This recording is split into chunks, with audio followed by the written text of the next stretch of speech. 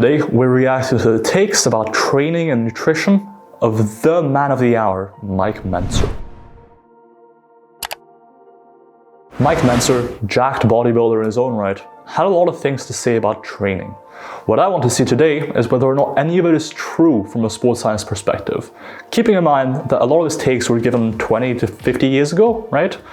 And so I want to make sure that I give him some credit for being a bit of a pioneer in some ways. However, I also want to set the record straight, because a lot of people just take his advice as someone who's charismatic to be gospel, right? Things that are true no matter what he says and what the actual empirical evidence on the topic actually says. Without further ado, let's review from a sports science perspective. I am going to suggest that everyone start with what I have determined through vast personal experience as a trainer works quite well for most. You will start by training once every 4 days on a 4-workout protocol. So, if you start on a Monday, that means you wouldn't train again till Friday. After Friday, you wouldn't train again till Tuesday, then Saturday, and so forth, once every 4 days. First things first, I don't think you need to train just basically twice a week on average as a beginner. You can train 3 days a week, 4 days a week, even 5 days a week as a beginner, provided your session volume and intensity are properly matched, right?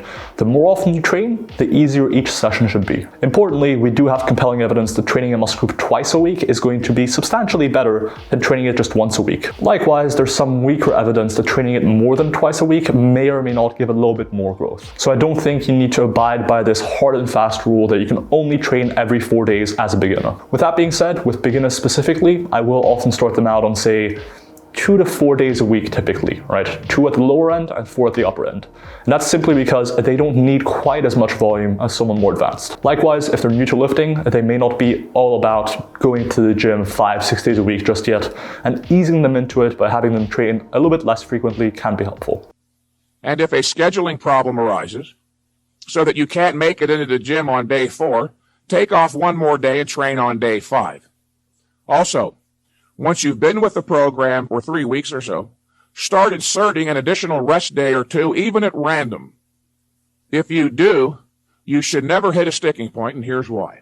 And this is where I disagree. I think as you become more trained, if anything, for most people, the muscle damage, the inflammation, and the soreness that they get from a given session actually decreases. And this is what we call the repeated bout effect. And indeed, for their best gains, more advanced trainees typically need to do a bit more volume than beginners. And if you have them slow down on how often they're training, that actually goes directly opposite of what you want to do for your best gains. Likewise, he's attributing causality here where it's not warranted. He's claiming that if you don't take extra rest days as you become more advanced, your progress will eventually slow and come to a halt. The truth is, that is just a progression curve of any person training. Your gains slow down over time, no matter what. And in fact, if you look at Mike Mentzer's physique, he didn't just make linear gains forever, right? He made some of his best gains when he was younger, and then his gains slowed down in spite of adopting his philosophy, which he's here claiming will, in fact, result in consistent gains over the years, as opposed to a slowdown because you're not taking sufficient rest. Some may want to have the workout program with the additional points in their training journal to take to the gym. If so, write down the words day 1 close to the upper left-hand corner of your paper, and then write the word chest. Next to it, the number 1. Exercise number 1 for the pecs will be pec deck for 6 to 10 reps to failure.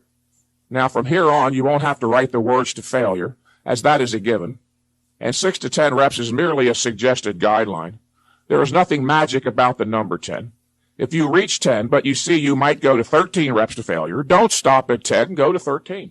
I agree with that. There's nothing magical about a given rep range, and it's more about reaching a specific proximity to failure on a given set. With that being said, I'm not sure I would start a session with pec deck because it's an isolation exercise.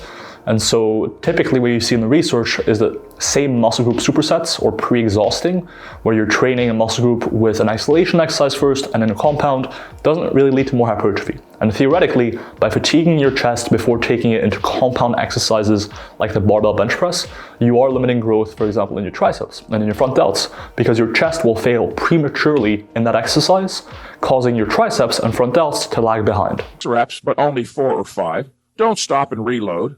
Get 4 or 5. The next time you'll likely get 6 to 10. And if you don't have access to a pec deck, then flat bench dumbbell flies or cable crosses may be substituted. I agree that you do not need a specific exercise to see growth, right? If you don't have this exercise, you can substitute it for something similar and you'll still get good growth. Directly underneath exercise 1, write out the word superset, and directly underneath that, the number 2. Exercise number 2 for the pecs will be the incline press, preferably on a machine such as the Smith, Hammer, Enquiries, or Nautilus. If you don't have any machine for the incline press, you may perform either regular free weight barbell incline presses or incline dumbbell presses. Exercise number 2 should be performed for 1 to 3 reps, not 6 to 10, 1 to 3 reps. A few things I agree with here are 1, to use a closer grip but have your elbows flare out a little bit. This might increase stretch on your chest a little bit. Another thing I agree with is the use of an incline press. I think if you're doing a fly already, while you're covering the lower chest and upper chest reasonably well, you might want a bit of emphasis on your upper chest. That's fair enough. 1 to 3 reps probably isn't enough. I would go for at least 5 reps on any set. Whether it's a myo-rep set, a drop set, a superset, I would say 5 reps as a minimum for any given exposure to lifting for hypertrophy is a good idea. All right, now write down the word back, still under day 1, write down the word back, and then the number 1 itself. Exercise number 1 for the back will be close grip, palms up, pull downs, 6 to 10 repetitions. Close grip, palms up, pull downs. Directly underneath that, write down the number 2, which will be regular style, not stiff-legged, but regular deadlifts. The regular style deadlift is a very productive exercise, the most productive exercise of all, in fact, because it stimulates so much muscle mass, everything on the backside of the body, from the Achilles tendon to the nape of the neck. The big issue with the claim that the deadlift targets a lot of muscles in your body at once, there is some truth to it, right? It does target and stimulate some muscle growth in a variety of muscle groups. However, it isn't really the best at stimulating any single muscle group. In fact, it's kind of suboptimal for most muscle groups involved. It doesn't usually get you a full stretch on your glutes or your adductors. Usually, you can achieve that with something like a deficit split squat, or something like a deficit deadlift even. Likewise, it's not ideal for the hamstrings because you're not getting a full stretch because you're letting your knees bend, right? So in an RDL, you're able to get a full stretch on the hamstrings by keeping your knees back. The deadlift doesn't get you this. Likewise, the quadriceps just don't have to do that much during this exercise either. As far as your upper back goes, like your traps, your mid traps, your lower traps, your rhomboids, they just don't have that much of a role. Yes, they hold on to the bar and they keep the bar in position, but equally, they're very unlikely to be the limiting factor. The most likely limiting factor by far are going to be the glutes, adductors, and hamstrings, because those are the ones that actually involve you picking up the bar off the ground and making it go to lockout. So while deadlift does target a variety of muscle groups, it doesn't really target any of them that well. And that's why an RDL is often preferred, because it allows you to fully lengthen the hamstrings, the glutes, and the adductors. It places more tension in that lengthened position, and it reduces the amount of fatigue that other muscles might get, like for example, your upper back, your quads, by reducing the load involved. However, there is a bit of a risk factor here, not seen with most other exercises, so listen carefully. Squat down in such a fashion that your hips are at least slightly lower than your shoulders. And most important of all, keep your back perfectly flat and your head up. Keep your back perfectly flat and your head up.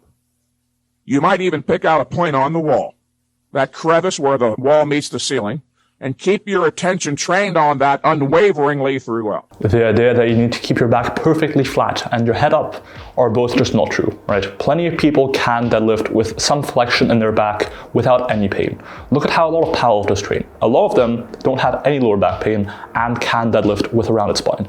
The other important thing is that just because your spine or your back looks straight from the outside doesn't mean there's no flexion actually going on. When your spine looks visually neutral or straight from the outside, there is still some flexion.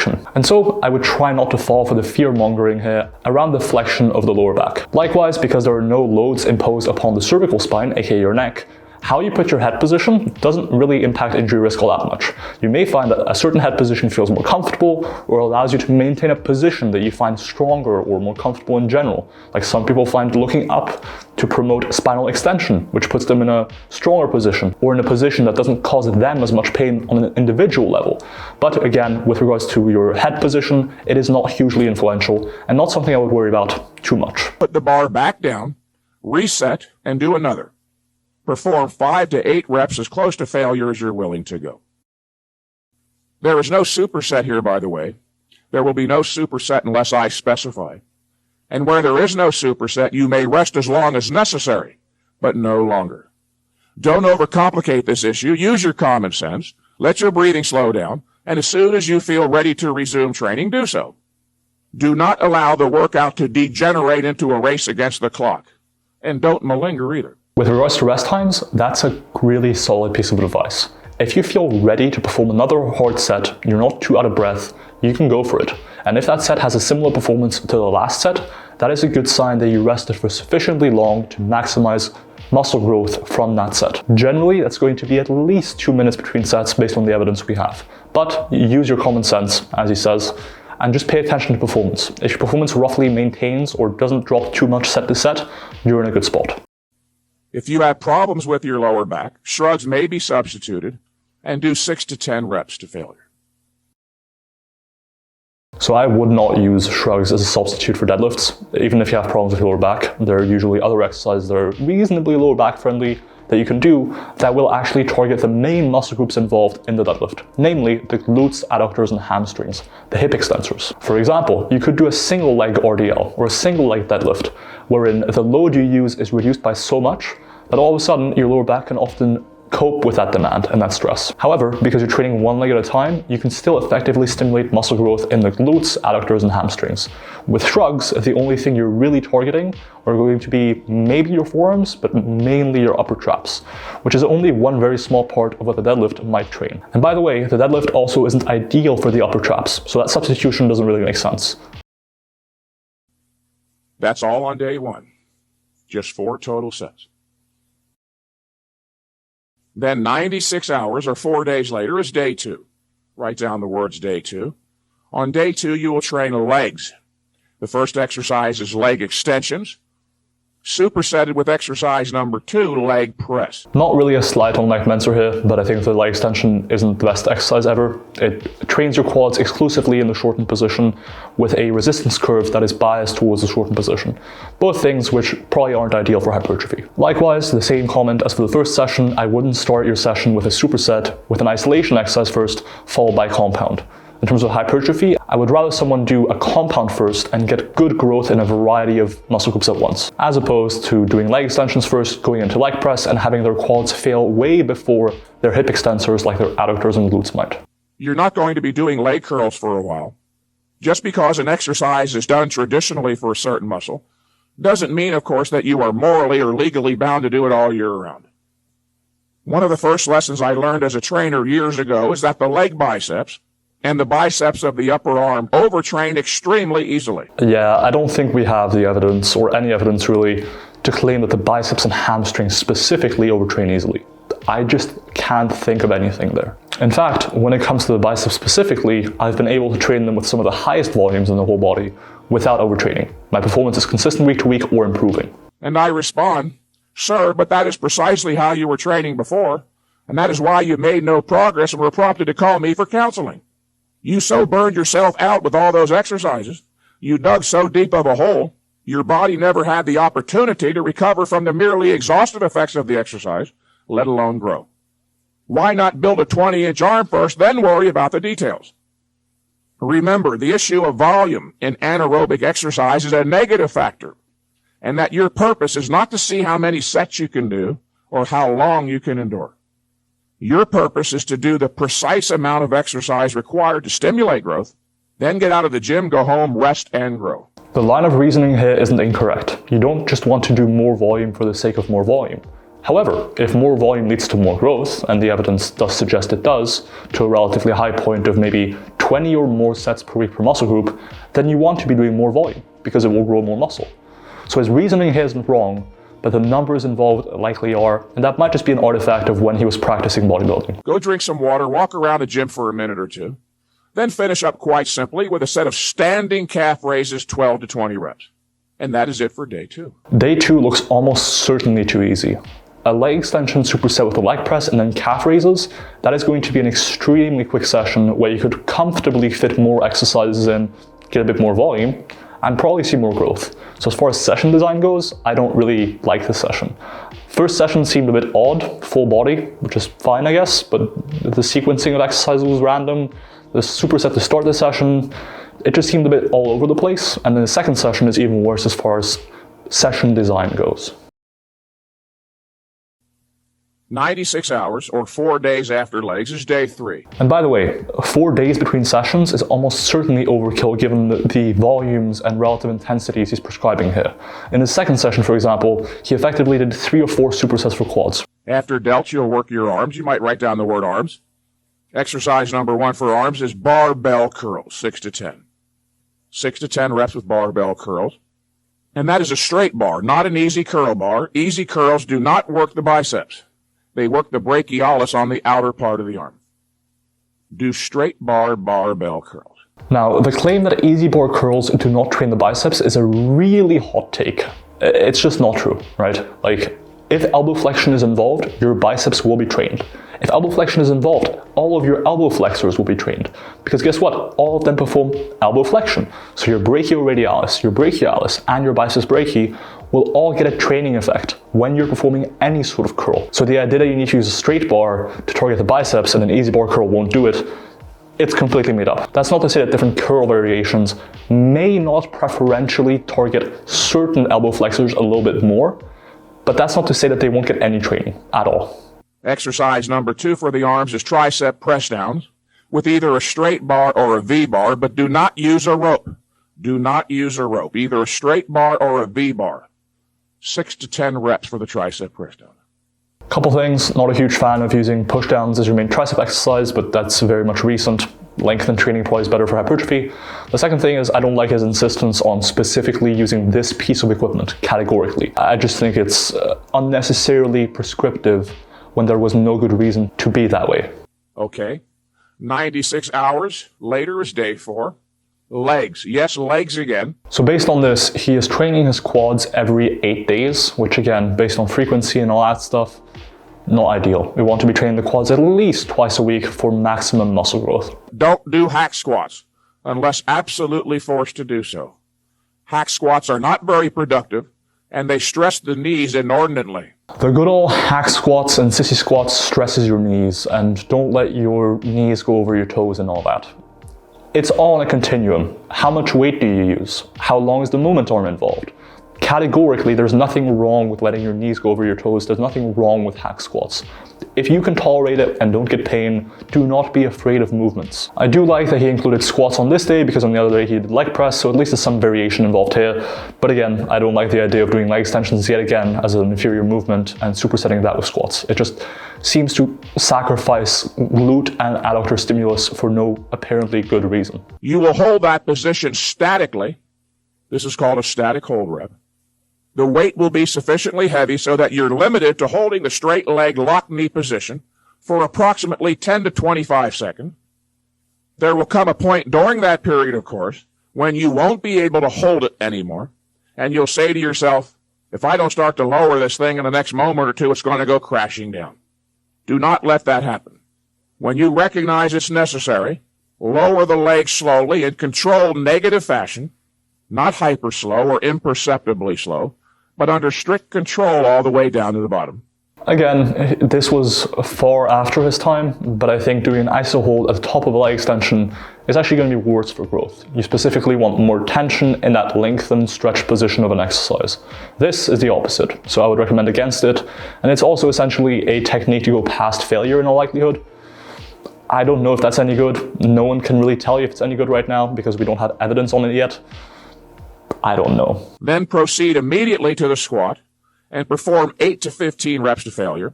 One thing I will note is that there's a bit of a lack of consistency in the program design here. On the one hand, when it comes to certain supersets, like some tricep and dip supersets and some fly and incline pressing supersets, he recommends 1 to 3 or 3 to 5 reps on the second exercise.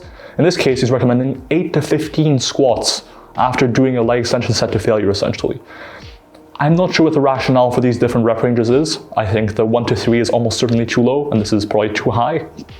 But you know, I don't know. I don't know what Mike Mentzer was thinking here. Whenever I have a superset listed, as with pec deck and incline press, or leg extension leg press, or leg extension squat, start the warm-up on the second exercise. And please don't change the sequence of exercises I've listed. Everything I've given you here was for a good reason. which is not to say that you can't periodically change exercises, although I would be hesitant, as the exercises listed are all the best ones for the muscles involved. Two things. One, I think it's a good idea to warm up on the second exercise of a superset as well. He is correct there. But two, I would say there is nothing magical about the exercises selected here. Obviously, at the time, he might have thought those are the best ones based on what he knew. But nowadays, with more modern science, essentially, we're able to say that, a lot of these exercises you picked probably aren't ideal. The pump, of course, is only temporary and does not indicate that growth was stimulated. And if getting sore was necessary, I never would have won a physique title, as I almost literally never got sore, usually only after a layoff. You can only evaluate the success of any one of these workouts by whether or not you're stronger the next time you perform that workout. So, there are some fallacies involved here, but he does have some points. The fallacy being committed is assuming that because he didn't get sore and didn't get much of a pump, but he saw success, that these things are entirely unimportant, right?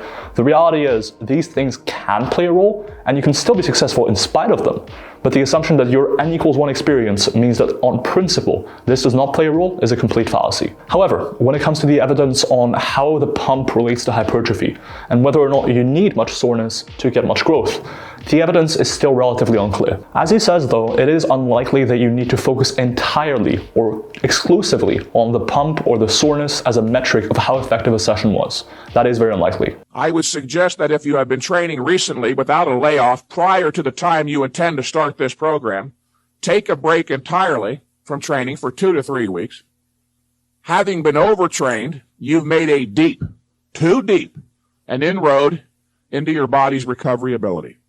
It is important that this inroad be overcome so that when you start with a properly conducted high-intensity routine, your body will have recovered all the biochemical resources necessary for optimal growth production. So, that is the video. Just to quickly touch on this final bit of the video, I don't think fatigue is nearly as big of an issue as he claims here, and you probably don't need to take 2 to 3 weeks off to recover. Usually a week is plenty, unless you're truly in overtraining syndrome, which is usually characterized by a prolonged, consistent decrease in your training performance lasting several months. So if for a couple months you've consistently seen your performance drop, you may actually be overtrained. And then you may actually benefit from a longer layoff from training. But for most people, a deload week or just a week off hard training will be plenty to recover from nearly any hard lifting. That's the video. I'm gonna give Mike Mentzer a guru out of 10, right? At the time, very charismatic, right? Made some claims that may have been more defensible at the time.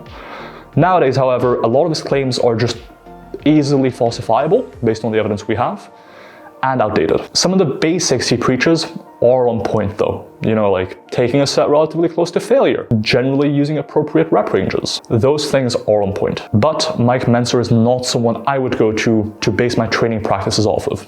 And you shouldn't either. That's the video. If you enjoyed this video, consider commenting, liking, subscribing. Let me know down below who else you want me to react to and evaluate from a sports science perspective. I wish all you guys a great day, and I'll see you next time. Peace.